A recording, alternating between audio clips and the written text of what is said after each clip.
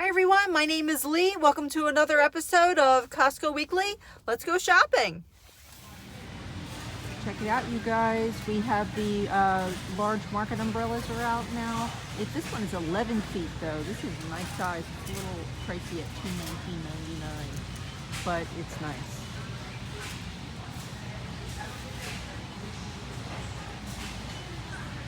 Looks like they're bringing out all sorts of beach chairs and lounge chairs, lawn furniture, some seating sets, different prices.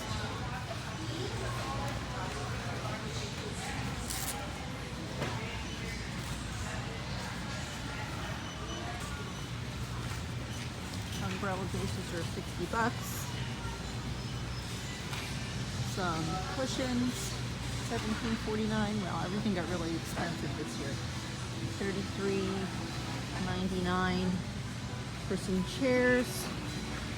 Sling Chase Lounge, commercial quality, $185. Yikes. This woven one is $199.99. All right, guys, here's an item for $800. It's the Lifetime 8-foot by 5-foot resin modern shed. It's 2 boxes, and I'm sure it's very, very heavy. But I'm also sure that it has the same connection flaws as our Craftsman shed. Now this is really cute. It has a 4-part roof system to it. The door does let in some light. It has some windows up top. It has a nice lock on it. But this is going to have the same character flaws in construction as the Craftsman. Now this one does have a shelf that comes with it. It looks like it comes with some hooks included. But I'm going to talk to you about this in detail because this gets connected at the bottom. Same tab system as the Craftsman shed, the way it assembles and slips in. Now, these corners here are a weak point because this is a flexible edge and this has the potential to crack. So I'm going to get into more details about this shed later on in the video. So they finally got regular hoses and the price definitely went up this year. I could have sworn this was only $19 last year for 100 feet of 5/8 diameter all-purpose garden hose basically. So I do need a few of these, but gosh, I should have grabbed them last year when they went on clearance. They still have this collapsible hose here. They have out some water nozzles. Here's an item here. Sterno Solar multi-pack surface lights, but they do need to be screwed in. I thought I could use that, but I wanted to put it on pavers. The LED string lights are in for $49. I know all of these prices went up. And here's another shed, the Suncast shed with no windows, $450. These prices really went up. Again, this has that same locking tab system on the bottom for construction with a weak corner hinge. This one isn't as bad. This is actually a better corner hinge. I'll explain to you why.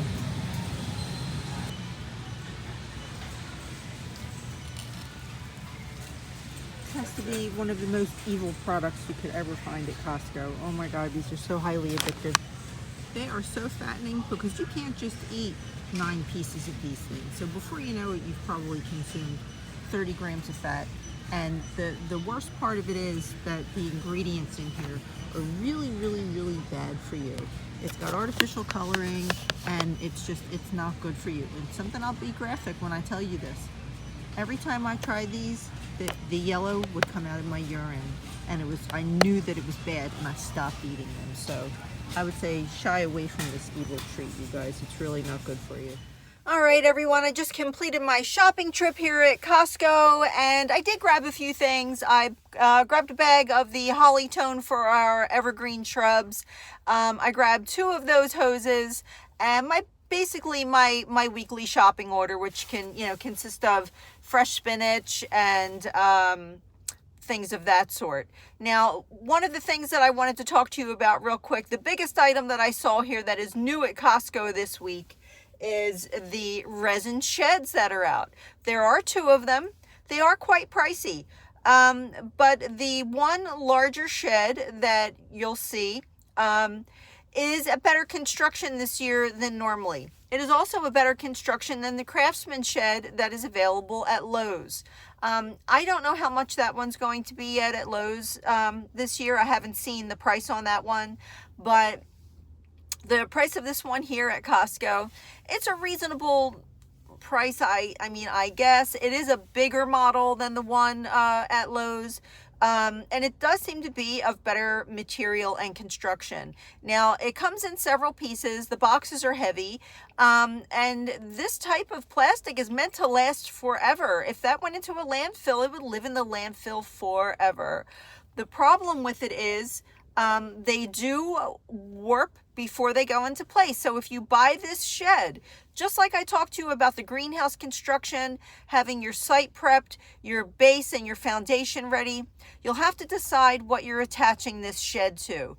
If you're attaching it to a deck, you'll be screwing down through the base of its floor and into your deck. You're going to want this structure absolutely connected. I have a cop here who's just circling around my car, and he just keeps looking at me. He's making me a little nervous, I have to be honest with you. Anyway, maybe I look shady, I don't know. So, but anyway, back to the shed. So yeah, so you're going to want to make sure that you screw this thing down into a sturdy base. Now, because of the way these resin sheds construct, if they fit together section by section and a tab system. Now, the flaw of this design is that the way the tabs connect the side walls to the base of the floor, it can be very unstable. Now, if a good wind comes and catches a hold of it, it's going to take off. So the biggest thing I can urge to you, if you go ahead and buy this structure, is that your base is screwed down either to a deck or some sort of a concrete or even wood foundation.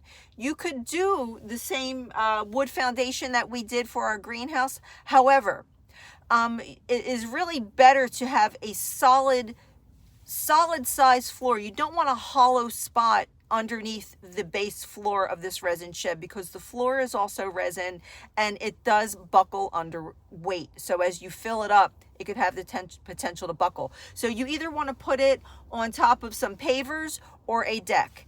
And when you remember to screw this floor down to whatever floor it's on, you're also going to want to do this, and we learned this lesson from our buyer beware video that we'll attach. You want to make sure you attach your side walls to your floor somehow, perhaps via an L bracket, something where those 2 pieces are connected. Now, we went ahead and framed out the entire inside of our shed because we had to rebuild ours. So just remember, when you bring it home and if you take it out of the box to do inventory, you're going to want to put it back in the box, wrap it up tight, and make sure it stays that way until you're ready to put it together so it doesn't warp. You don't want to lean any of your side walls on another wall or up against the fence or let it sit out in the sun, because it will immediately start to warp. So again, just be prepared. Like I said, there's 2 options in there for you to have a look at. You just want to make sure you're putting it in a safe place and that you're going to have it secured down tightly to a surface. So, but that's about the biggest thing. Oh, and the umbrellas are out. They're a little pricey this year, but they are 11 feet. So everything's starting to fill up here in Costco, guys. The new Costco spring items are starting to come out for the season. So, come have a look at it. So anyway, thanks for spending a few minutes, guys. If you haven't subscribed to our channel yet, please subscribe, hit the notification bell. If you like this content, give it a like. Thanks again, guys. I'll see you in the next video.